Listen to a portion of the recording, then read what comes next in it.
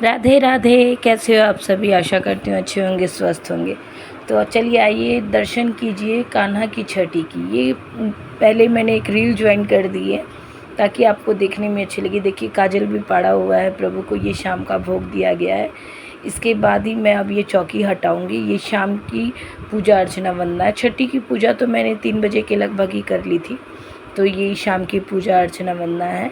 अभी देखिए यहाँ काजल पड़ा हुआ है। मैंने काजल अपनी बेटी से लगवाया था प्रभु को, और फिर प्रभु की तरफ से उसे नेक भी दिया। और ये प्रभु की आरती, जैसे मैं हमेशा कहती हूँ, प्रभु की आरती हमेशा ओम आकार में करनी चाहिए, तो प्रभु अत्यंत ही प्रसन्न हो जाते हैं। क्योंकि ऐसे तो आरती के बहुत नियम होते हैं, लेकिन बहुत सी बातें ऐसी होती है जो हम लोग जानने के बाद भी पूरा नहीं कर पाते।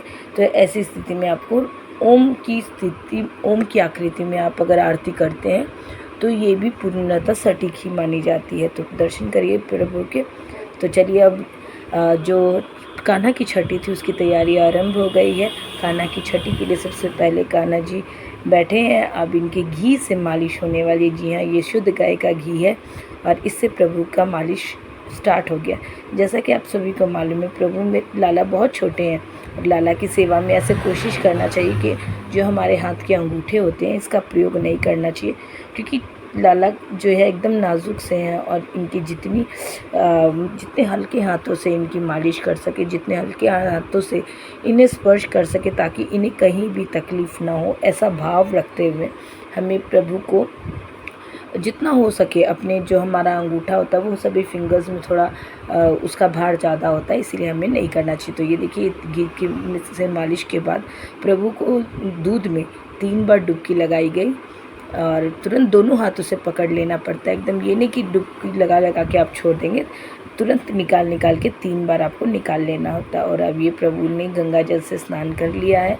प्रभु को कितनी एक्साइटमेंट लग रही है ना कि प्रभु आज उनकी छठी है। देखिए आप उनके चेहरे से भी पकड़ पा रहे होंगे कि मेरे लाला कितने खुश, कितने एक्साइटेड लग रहा है कि अब और क्या होगा, ऐसे मेरे लाला करें।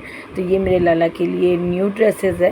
हालांकि ये कोई हेवी ड्रेस नहीं है, लेकिन जैसा कि मैं हमेशा आप लोगों को बताती भी हूँ कि मैं जो अपने लाला की सेवा करती हूँ वो पुत्रवत भाव में करती हूँ। तो मैं यही मानती हूँ कि ये लाला मेरे पुत्र हैं, तो मैं उसी तरीके से इन्हें लड़कों वाली ही ड्रेस लेके आई हूँ कि यही ड्रेस मैं इन्हें पहनाना चाहती थी। तो इसीलिए मैंने ये ड्रेस इनके लिए पसंद की और ये इनके लिए लेकर के आई, और होप मेरे लाला को भी ये ड्रेस पसंद आ रही है। तो मेरे लाला ने बहुत प्यार से इसे धारण कर लिया है।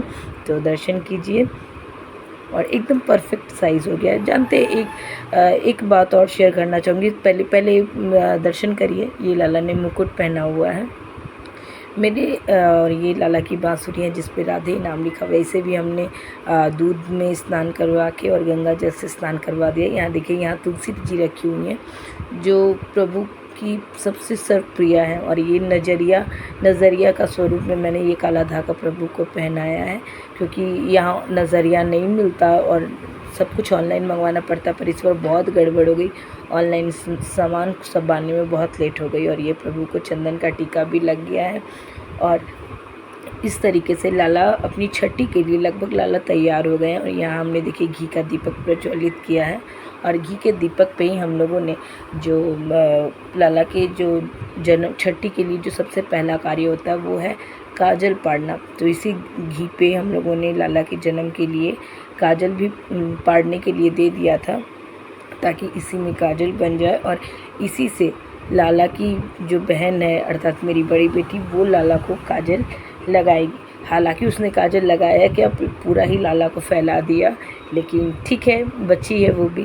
तो और ये देखिए लगभग छठी का जो भी प्रसाद बन सकता था वो मैंने बनाने की पूरी कोशिश की है। वहाँ वो चावल हो चुका था, ये पटल है, पटल और आलू की भुजिया, और ये आपको भिंडी है। भिंडी को भी मैंने फ्राई कर दिया था, और ये छोटे छोटे से आलू चिप्स टाइप के थे। तो इस तरीके से यहाँ थोड़ा सलाद है, यहाँ पे वही आलू के चिप्स, और ये ब्रेड के पकोड़े बना दिए थे मैंने। और यहाँ ये आपका सलाद है। मतलब टोटल मिला के मेरी कोशिश थी कि 6 तरीके की सब्जियाँ प्रभु को अर्पित कर सकूँ। तो देखिए यहाँ अभी कढ़ी बननी बाकी है, मतलब चढ़ी हुई है। और यहाँ लगभग प्रभु की थाली भी तैयार हो गई है, क्योंकि 3 बजने को आ चुके थे। तो ये कढ़ी भी बन रही है और यही कढ़ी का प्रसाद, कढ़ी चावल और जो भी प्रभु के लिए भोग तैयार हुआ, ये प्रभु की शाम के लिए भोग भी तैयार साथ साथ ही तैयार हो रहा है। तो ये प्रभु का भोग का जो तैयारी है वो प्रभु के लाला की छठी के लिए वो लगभग तैयार हो चुका है। और ये मैंने अपने घर की चाबियाँ भी लाला को समर्पित कर दी, क्योंकि छठी का दिन वो दिन होता है जिस दिन हमें अपने प्रभु के साथ अपना नाता जोड़ना होता है। ऐसे तो मेरे कान्हा के साथ मेरे जन्म का नाता जुड़ सा गया, लेकिन फिर भी हर साल मैं छठी पे इनके साथ एक अलग ही अपना रिश्ता और प्रगाढ़ महसूस करती हूँ और अपने लाला के साथ अपने आप को और ज़्यादा जुड़ा हुआ महसूस करती हूँ। तो ये काजल भी आप देख सक रहे होंगे, और वहाँ मैंने घर की चाबियाँ दे दी हैं प्रभु के सामने। प्रभु का जो भी धन से प्रभु की नज़र भी उतारनी चाहिए, वो और जिस पैसों से आप प्रभु की नज़र उतारे उसे या तो सबसे उत्तम होगा कि उसे किन्नर को दे दें, लेकिन अगर कोई किन्नर नहीं है तो किसी को भी आप वो दान के स्वरूप में दे सकते हैं। तो इस तरीके से मैंने लाला का अपनी नज़र को मतलब उनकी नज़र भी उतार ली। और ये लाला के लिए जो प्रसादी है और उसके साथ ही जल रखना ना भूलें। सभी भोजन में तुलसी पत्र भी डाल दिया है। और ये अब हालांकि उस समय छठी की पूजा हो गई और उसके बाद ये शाम की पूजा की तैयारी, ये जो भी जवा है ना, ये मेरे गार्डन के ही जवा है और ये शाम की पूजा की प्रभु की तैयारी हो चुकी है।